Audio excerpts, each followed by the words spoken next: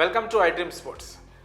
ప్రస్తుతం India versus Australia మధ్య జరుగుతున్న బోర్డర్ గవాస్కర్ ట్రోఫీలో చివరి టెస్ట్ అయితే మిగిలింది. అయితే ఈ టెస్ట్ కంటే ముందు team India head coach Gautam Gambhir ఒక ప్రెస్ కాన్ఫరెన్స్లో పాల్గొని మాట్లాడడం జరిగింది.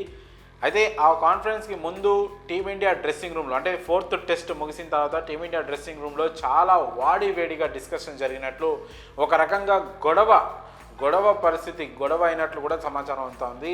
అది ఎందుకంటే మీ అందరికీ తెలిసిందే, టీమిండియా కెప్టెన్ సీనియర్ ప్లేయర్లు రోహిత్ శర్మ కావచ్చు, సీనియర్ ప్లేయర్ విరాట్ కోహ్లీ కావచ్చు, వీళ్ళు సరిగ్గా ఆడట్లేదు, వీళ్ళ బ్యాట్ నుంచి సరిగ్గా రన్స్ రావట్లేదు. దీంతో వీళ్ళిద్దరు రిటైర్మెంట్ ఇచ్చేయాలి అని కూడా సోషల్ మీడియాలో క్రికెట్ సర్కిల్స్లో తీవ్రమైన కామెంట్స్ అయితే వినిపిస్తూ ఉన్నాయి. ఈ క్రమంలోనే హెడ్ కోచ్ గౌతమ్ గంభీర్ పైన కూడా విమర్శలు వస్తున్నాయి. తను బాధ్యతలు తీసుకున్న తర్వాత టీం పర్ఫార్మెన్స్ అనేది పూర్తిగా డౌన్ అయిపోయింది అని కూడా తీవ్ర విమర్శలు వస్తున్నాయి. మరి ఈ క్రమంలో టీంకి సంబంధించి డ్రెస్సింగ్ రూమ్లో జరిగిన డిస్కషన్ చాలా హాట్గా జరిగినట్టు తెలుస్తుంది. ఈ క్రమంలోనే సీనియర్ ఆటగాళ్ళకి అలాగే హెడ్ కోచ్ గౌతమ్ గంభీర్కి చిన్న వాగ్వివాదం జరిగినట్టు కూడా తెలుస్తుంది. ఈ క్రమంలోనే దానికి మరింత బలం చేకూరుస్తూ ప్రెస్ కాన్ఫరెన్స్లో పాల్గొన్న గౌతమ్ గంభీర్ చేసిన వ్యాఖ్యలు కూడా దానికి కాస్త బలం చేకూరుస్తున్నాయి. నిజమే గొడవ జరిగి ఉండొచ్చు అని అనుకునేలా ఉన్నాయి. ఎందుకంటే రోహిత్ శర్మ ఫిఫ్త్ టెస్ట్ ఆడతాడా లేదా అనే ఒక క్వశ్చన్ అడిగినప్పుడు రిపోర్టర్స్ నుంచి గౌతమ్ గంభీర్ చెప్పిన సమాధానం ఏంటంటే, టాస్ వేసే ముందు ప్లేయింగ్ 11 డిసైడ్ చేస్తాం, ఇప్పుడు డిసైడ్ చేయడం అని అన్నాడు. దీన్ని బట్టి చూస్తుంటే రోహిత్ శర్మకి తనకు డిస్కషన్ జరిగిందని, ఫిఫ్త్ టెస్ట్కి పక్కన పెట్టే ఆలోచన కూడా ఉన్నట్టు తెలుస్తుంది. ఎందుకంటే యాజ్ ఏ కెప్టెన్గా, టీమిండియా కెప్టెన్గా రోహిత్ శర్మ ఖచ్చితంగా టీంలో ఉంటాడు. కానీ రోహిత్ శర్మ ఉంటాడా లేదా అనే టాస్ తర్వాత డిసైడ్ చేస్తామంటే అక్కడ పరిస్థితి ఎంత దారుణంగా ఉందో కూడా మనం అర్థం చేసుకోవచ్చు. సో ఒక రకంగా పక్కన పెట్టినా కూడా ఆశ్చర్యపోవాల్సిన అవసరం లేదు. ఎందుకంటే గత 15 టెస్ట్ ఇన్నింగ్స్లుగా రోహిత్ శర్మ చాలా పర్ఫార్మెన్స్ అయితే చేస్తున్నాడు.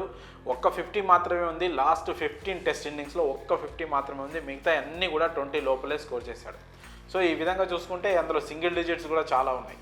ఈ విధంగా చూసుకుంటే రోహిత్ శర్మని పక్కన పెట్టినా కూడా ఆశ్చర్యపోనక్కర్లేదు. అలాగే టీమ్ డ్రెస్సింగ్ రూమ్లో జరిగిన విషయాలపై వచ్చిన ప్రశ్నలకు గౌతమ్ గంభీర్ స్పందిస్తూ, ప్లేయర్లకి కోచ్కి మధ్య చాలా కన్వర్జేషన్ జరిగిద్దని, ఆ కన్వర్జేషన్ని అక్కడి వరకే వాళ్ళిద్దరి మధ్య, అంటే ప్లేయర్ ఇండివిజువల్స్తో మాట్లాడినప్పుడు ఆ ప్లేయర్కి కోచ్కి మధ్య జరిగిన కన్వర్జేషన్ వాళ్ళిద్దరి మధ్య ఉంచాలని, అలాగే డ్రెస్సింగ్ రూమ్లో జరిగిన డిస్కషన్ కూడా డ్రెస్సింగ్ రూమ్ వరకే ఉంచాలని కూడా గౌతమ్ గంభీర్ చెప్పడం జరిగింది. అలానే ఉంచుతామని కూడా చెప్పడం జరిగింది. సో దీంతో అక్కడ జరిగిన విషయాలు ఏవి ఆయన పంచుకోవడానికి ఇష్టపడట్లేదని క్లియర్గా తెలుస్తూ ఉంది.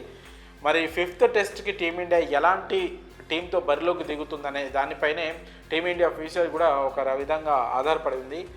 రోహిత్ శర్మ ఏమైనా టెస్ట్ రిటైర్మెంట్ ఇస్తే చివరి టెస్ట్గా భావించవచ్చు, లేదంటే ఇండియాలో రిటైర్మెంట్ ప్రకటిస్తానంటే కూడా ఏమైనా డిస్కషన్ జరిగి ఉంటే టీంతో, బీసీసీఐతో, టీం మేనేజ్మెంట్తో, అది వేరే విషయం. ప్రస్తుతానికైతే కోచ్ గంభీర్కిను అలాగే రోహిత్ శర్మకి మధ్య కాస్త వాగ్వివాదం అయితే జరిగినట్టు క్లియర్గా తెలుస్తూ ఉంది. ప్రస్తుతం రోహిత్ ఒక్కడే ఒంటరైపోయినట్లు కూడా బయట కామెంట్స్ అయితే సోషల్ మీడియాలో కూడా వినిపిస్తూ ఉంది. మరి ఫిఫ్త్ టెస్ట్లో టీమిండియా ఎలాంటి బ్యాటింగ్, ఎలాంటి ప్లేయింగ్ ఎలా దిగుతుందో చూడాలి. ఎందుకంటే ఈ బోర్డర్ గవాస్కర్ ట్రోఫీని 2-2తో సమం చేయాలి, ఈక్వల్ చేయాలంటే మాత్రం ఖచ్చితంగా టీమిండియా ఫిఫ్త్ టెస్ట్ అయితే గెలిచి తీరాల్సిందే. ఇప్పటికే ఆస్ట్రేలియా 2-1తో లీడ్లో ఉంది. మనం ఫస్ట్ టెస్ట్ గెలిచినప్పటికీ కూడా వాళ్ళు 2వ టెస్ట్, 4వ టెస్ట్ గెలిచారు. సో ఖచ్చితంగా ఫిఫ్త్ టెస్ట్ అనేది టీమిండియాకు చాలా కీలకం కాబోతుంది. మరి హెడ్ కోచ్ గంభీర్ చేసిన కామెంట్స్పై మీ అభిప్రాయాన్ని కామెంట్స్ రూపంలో తెలియజేయండి.